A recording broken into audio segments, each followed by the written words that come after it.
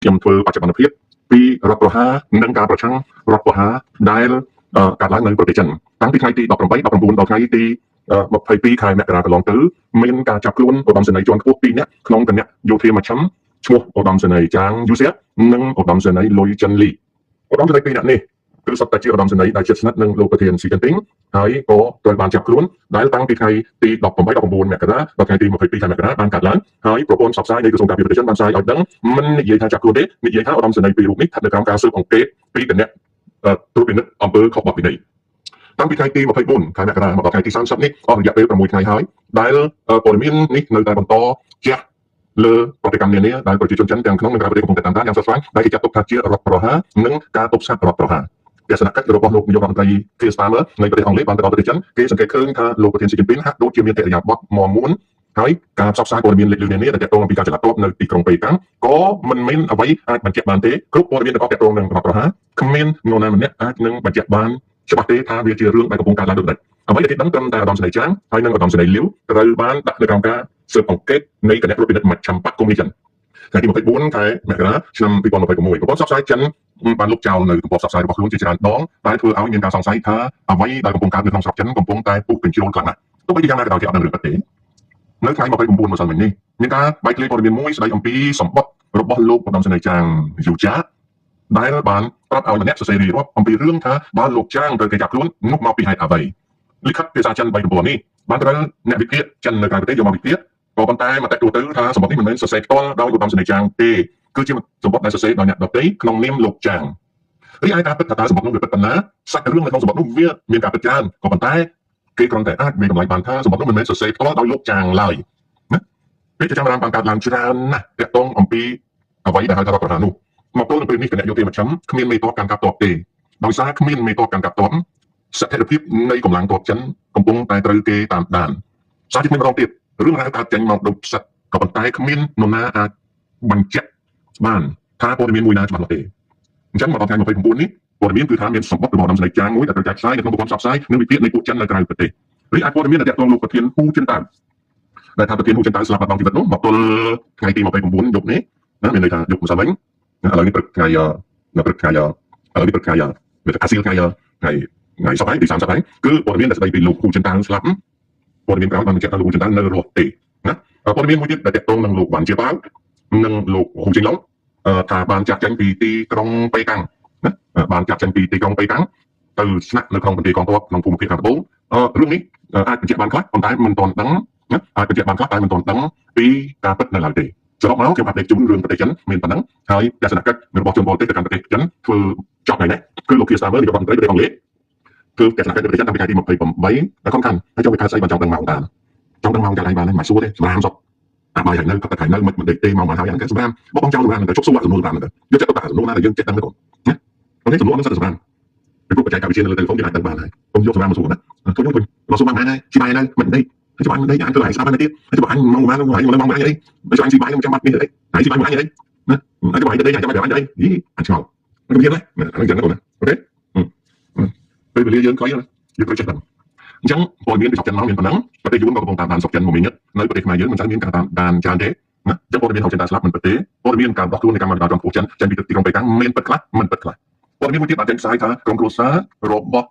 ់ស៊ីជីនពីងអាចត្រូវបានក្រុមម្ខាងទៀតយកធ្វើជាចំណាប់ខ្មាំងក៏មិនទាន់អាចយកមកពិចារណាថាពិតឬមិនពិតទេណ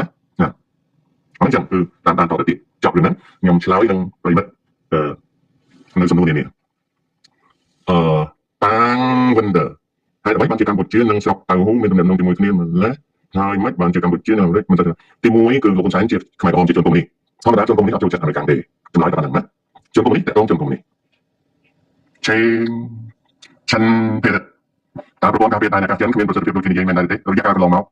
ការដាក់ប្រព័ន្ធការពារដែនអាកាសរបស់ចិននៅប៉ាគីស្ថានត្រូវបានយន្តហោះឥណ្ឌាបាញ់ចេះបន្តមកទៀតការដាក់ប្រព័ន្ធការពារដែនអាកាសរបស់ចិននៅប្រទេសវេណេស៊ុយឡាអត់ដំណើរការបរាជ័យបន្តមកទៀតការដាក់ប្រព័ន្ធការពារដែនអាកាសរបស់ចិននៅអ៊ៃរ៉ានបរាជ័យប៉ុណ្ណឹងតាំងបណ្ដឺគិតខ្លួនឯងទៅសម្រាប់យកមួយណាក៏បានដែរអូខេណាគិតមួយណាក៏បានដែរចិនទេគិតយកមួយណាក៏បានដែរអូខេលិនម៉េងជាងប្រទេសចិនច្បាប់តឹងរឹងហើយនៅមានមន្ត្រីចំពោះពុករលួយទៀតនៅក្នុងសង្គមដែលគេចាប់ជនពុករលួយបាញ់ចោលសង្គមនឹងកើតពុករលួយជាងគេដាក់ទោសធម្មតាសំណួរថាហេតុដូចម្តេចបានជាអីចឹងឆ្លើយថាប្រទេសដែលមានច្បាប់តឹងរហូតដល់សម្លាប់ចោលគឺជាប្រទេសដែល ការតាមដានអំពើពុករលួយតិចឧទាហរណ៍ដូចស៊ីជីពិនគាត់មានច្បាប់តាំងតែងអំពើពុករលួយក៏ប៉ុន្តែបងស្រីគាត់មហាពុករលួយក៏បងស្រីគាត់មហាពុករលួយចាប់ដែរណាអ្នកដែលគាត់ចាប់យកបានចោលមិនមែនជាជនពុករលួយទេគឺជាមនុស្សដែលគាត់ចង់សម្អាតណាមនុស្សដែលគាត់ចង់សម្អាតគាត់ចាប់តែពុករលួយអញ្ចឹងប្រទេសដែលផ្ដាច់ការមានអំពើពុករលួយច្រើនជាងប្រទេសប្រជាធិបតេយ្យសូវ៉ាន់មូនីអូខេតាខ្ញុំចាញ់ gambling trading អស់$70,000ឲ្យតែពេលមានលុយតែគិតថាអាចឆ្លងតាមវិញខ្លះតើលោកតាអាចប្រាប់ពីការ addiction នេះបានទេតាជួយអបអរចឹងទីមួយគឺតាអបអរដែលចៅទោះបីតាដឹងថាឯងនិយាយរបស់អញក៏ដោយមកឯងមាន$70,000អស់លោកតាអាចស៊ីមិនបានគ្រប់ផងឯងមកចង់កក់អាហ្នឹងមកកក់ឯងក៏អញទេសោះគុំសែងក៏អញមិនបានមកឯងនៅកំបាត់ជឿគុំសែងមកអញចាញ់អស់$70,000បើឯងមាន$70,000ទៅចាញ់ចៅទីតាមបាញ់ឯងចោលទីតាមបោកឯងងាប់ឯងក៏អាហ្នឹងមកឯងក៏អាមនុស្សមួយឈ្មោះជេមសក់ហ្នឹងហើយដឹងទេស្អីអនុក៏អញអត់បានបន្ទាប់មកស្អីហាក់នេះឯងមិនក៏អញអត់បានណាគុំសែងក៏អញអត់បានហើយមកឯងនឹងមកកក់គេឯងចាញ់ត្រេក$70,000នេះលើកលែងតែឯងហ្នឹងទៅលួចលុយគេឯងក៏ឯងមិនរស់មកប្រាប់តាដែរច្បាស់ជាគេធ្វើឯងស៊ីបានដូច្នេះកុំพูดឯងพูดបានតែគ្នាឯងនៅក្នុងប្រគុណហ្នឹងទេណាអញ្ចឹងអញនិយាយស្រួលស្ដាប់អាណាតែចាញ់លបាយអស់លុយកុំថាឡើយ$70,000តែ$7,000ក៏អញជួយអស់ផងដែរសូមឲ្យព្រះជាម្ចាស់ប្រទានឯងឲ្យឯងឆាប់លុតឲ្យឯងឆាប់លាយអូខេតែអញដឹងថាមកឯងនេះណាមកឯងតែ$700រត់លុយមិនបានផងតែ$700យកមកគឺគុំគេឲ្យវាស្អាតគុំឲ្យគេហេហ្នឹងហើយរត់មិនបានផងមកឯងនេះហើយមាន$70,000ទេណាហើយមកកុហកអាណាមកកុហកចង់ឲ្យមានភូមិអញនេះអញគឺជាបានភូមិអញរៀនគាត់ថ្នាក់បានភូមិហើយឯងនឹងដឹងចលេខភូមិហើយមកភូមិអញហើយមានលុយ$70,000អត់ដែរហើយមានចាំមិនសល់វិញអញនិយាយពីរឿងអាកូខេតអាកូខេតគេជួយយំយាយលោកមានមិនដាច់ហើយក៏អាស័យម៉ាក់អូខេមកឯងនេះតែ$7ទុកប៉ាកាហ្វេស៊ីទៀតហ្នឹងមាន$700ទៅធ្វើគូកាសានតិចមិនមានផងតែប្រហែលច្រឡំជក់មកលេងគូក្បៃហើយស្ទាបទៅថាអូនស្រីមិនក៏លោកដែរតាមពិតគូក្បៃជួយការច្រឡំអត់យ៉ាទៅហ្នឹងទៅស្ទាបគូក្បៃតែថាអូនស្រីបងស្រឡាញ់អូនស្រីតាមគូក្បៃសោះដើម្បីទៅរយហើយហើយមកហើយស្មានអញជឿថាសក់ខ្មែរពួកឯងមិនមានជឿអញអីអាដៃអើយអញខ្ពើមហើយហ្នឹងមានខ្មែរគេមិនដឹងវិញណាអញមិនដែរទៅចិត្តផ្ទះគេដើម្បីបាយទឹកជាមួយគេទេពីព្រោះអីពីព្រោះអញវាស្គាល់អស់ហើយណាសុកញ៉ាអីមកសុំអញជួបអីអញមិនសូវជួបទេអញមិនងាយជួបទេណាដូច្នេះខ្ញុំបោកអញមាន$70,000ទៅចាញ់ក្បាញ់អញខាត់អស់$7អញឲ្យពោក៏ឆាប់ទៅលាយអញស្អប់អានេះលេងក្បាញ់សិនមកក៏មកនិយាយប្រាប់អញអត់មានតែជួបពោឆាប់ទៅលាយអូខេកាទូនត្រូវការចេះភាសាវៀតណាមដែរទេរៀននៅស្រុកយួនតែចេះយួនហើយកូនយួនចេះយួនល្អណាស់ប៉ុន្តែចេះអង់គ្លេសណាតាតៃវ៉ាន់ពាក់ព័ន្ធផ្ទៃក្នុងចិនទេអត់ទេតែនៅក្នុងពេលដែលរដ្ឋប្រហារនេះតៃវ៉ាន់មានការព្រួយបារម្ភពីព្រោះនៅពេលដែលមានរបបផ្ទៃក្នុងគេអាចវាយតៃវ៉ាន់ធម្មតាមនុស្សកុម្មុយនីសកាលណាវាមានបញ្ហាផ្ទៃក្នុងវាចេះចេញមកក្រៅណាកូននៅតាំងពីថ្ងៃទី24មកប្រទេសតៃវ៉ាន់មានថាប្រុងប្រយ័ត្នកម្រិតខ្ពស់អញ្ចឹងទេណាសហុងតើប្រទេសចិនអាចកើតបញ្ហាផ្ទៃក្នុងទេកំពុងតែតាមដានណាចាកំពុងតែតាមដានខនខាន់តើយុវជនយើងសរសេរអក្សរអង់គ្លេសជាស៊ីនខ្មែរនាំឲ្យបាត់បង់អក្សរខ្មែរឬទេបើសម្រាប់លោកគ្រូអ្នកគ្រូគាត់ហាមមិនឲ្យសរសេរការសរសេរជា phonic ជាសំឡេងការសរសេរសំឡេងណាការសរសេរជា phonic ចាំខ្ញុំប្រាប់ឧទាហរណ៍ថាណា I ណាអូខេ one ណា two អូខេ speak ណា with you អានេះគឺយកសំឡេងអង់គ្លេសមកសរសេរជាខ្មែរ I want to speak with you អូខេពីអនឡាញមិនទាន់មាន font ខ្មែរមិនទាន់មាន Unicode font ខ្ញុំសរសេរតែចឹងខ្ញុំសរសេរទៅប្រព័ន្ធខ្ញុំណាខ្ញុំសរសេរទៅប្រព័ន្ធខ្ញុំចឹង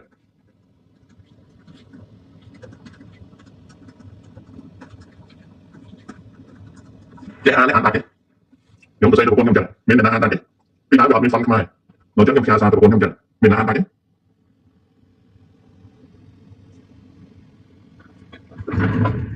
អូខេទាំងពីរយ៉ាងហ្នឹងអត់បំផ្លាញអក្សរខ្មែរឬអក្សរអង់គ្លេសទេណាទាំងពីរហ្នឹងអត់បំផ្លាញអក្សរខ្មែរណា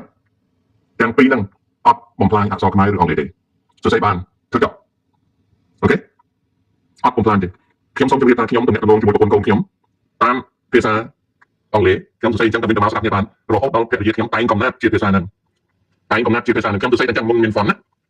ខ្ញុំសរសេរអ៊ីមែលទៅចឹងខ្ញុំសរសេរអត្ថបទព័ត៌មានទៅចឹងដែរហើយខ្ញុំអានលឿនដូចខ្មែរអញ្ចឹងប្រពន្ធខ្ញុំក៏អានលឿនខ្ញុំក៏អានលឿនអូខេមិនใช่អត់មានបញ្ហាទេបើប្រើភាសាខ្មែរសរសេរសំឡេងអង់គ្លេសក៏បានប្រើភាសាអង់គ្លេសណាអូខេអានជាភាសាខ្មែរក៏បានណាអត់មានបញ្ហាទេអូខេចឹងចម្លើយអត់មានបញ្ហាទេគាត់ទៅអត់មានបញ្ហាទេ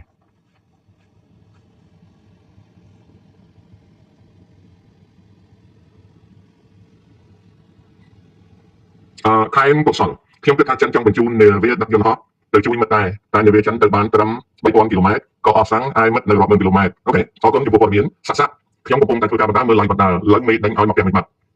នៅឡាយទៅតាមមិនរកមេក្រាច់ពងអត់បានទេសៃហាប្រាក់ខែក្នុងមួយខែ350តែគួរជីឡានសេរីអីសំយបនទៅមកតាជីម៉ូតូ350ជីទៅម៉ូតូបានហើយសំលុយយកទៅសំផ្ទះមើលណាអូខេ350មួយខែជីម៉ូតូកុំជីឡានជីម៉ូតូហើយជីម៉ូតូទិញអាសេរីមិនសិនទៅស៊ីសាតែណា Sang nông chiếm hạt lan chỉ còn ok cái bạn nói dọc mai được bác chỉ một câu thôi ở tại tiếng Anh chỉ để con cắt luôn okលោកពូបើប្រទេសយើងរៀបចំប្រទេសឲ្យស្អាតស្អំបំបីទៅរកអាមេរិកចាប់ពុំអឺរ៉ុបតែយល់នឹងសៀមសក់ចិត្តទេរឿងសក់ចិត្តឬមិនសក់ចិត្តណាទីទៅមកវាជាការស្ទាបស្ទង់យើងងាកទៅរកអាមេរិកយើងស្ងប់ស្ងៀមក្នុងចិត្តទី1យើងបំបត្តិព័ត៌មានកន្ធោទី2យើងអប់រំជនជាតិយើងឲ្យថ្លៃថ្នូរឡើងអត់អីទេយើងមកងាកមកបានកុំងាកមកបានកុំឲ្យតែយើងចេះតែនិយាយពីអាក្រក់ពេកឧទាហរណ៍យើងអត់សៀមវាធ្លាក់យើងយកមកបោកបាច់រចនាឧទាហរណ៍នៅពេលថ្មីៗនេះយើងរហូតដល់លោកសង្ឃ90ក្បាលរុំសម្បត្តិពលរឿងនិយាយអំពីបារមីទៅកាច់ស្ដេចថៃនេះហើយដែលជាសេចក្តីវិញ្ញាណរបស់ខ្មែរយើងអញ្ចឹងរាជការអាចធ្វើសណ្ដាប់ធ្នាប់សង្គមឲ្យល្អណាហើយក៏យកឱកាសហ្នឹងដើម្បីងាកមកអាមេរិកមកมันមានបញ្ហាទេសេចក្តីថ្លៃថ្នូរប្រុងប្រយ័ត្នគិតឲ្យច្រើនធ្វើឲ្យច្រើននិយាយឲ្យតិចបានផលណាតាមប្រហែលនៃចិនវាចាប់នៅទេកំពុងតែតាមតាំងមិនទាន់ដឹងយ៉ាងម៉េចទេហើយនោះខ្ញុំរៀនអង់គ្លេស2ឆ្នាំហើយឥឡូវស្ដាប់បានអានបាន75%តើខំប្រហែលឆ្នាំទៀតទៅ fluent ទៅតាមលឿនរបស់យើងតាមតែនិយាយដល់រៀន2ឆ្នាំចេះបាន75%ហ្នឹងលឿនមែនទេណាលឿនមែនទេណាព្រោះខ្ញុំរៀនអង់គ្លេស6ឆ្នាំខ្ញុំពិបាកណាខ្ញុំរៀនអង់គ្លេសពីស្រុកខ្មែរ6ឆ្នាំណាហើយខ្ញុំអត់ចេះនិយាយផងហើយស្ដាប់អត់បានទៀតហើយដែលលោកជាទៀតគឺគ្រូខ្ញុំហ្មងគ្រូខ្ញុំបង្រៀនអង់គ្លេសខ្ញុំប៉ុន្តែទីបំផុតខ្ញុំអ្នកបកប្រែឲ្យគាត់ណាគិតមើលណាខ្ញុំមិនបកប្រែភាសាគាត់ស្ដាប់បានគាត់សរសេរបានតែគាត់និយាយមិនកើតអូខេ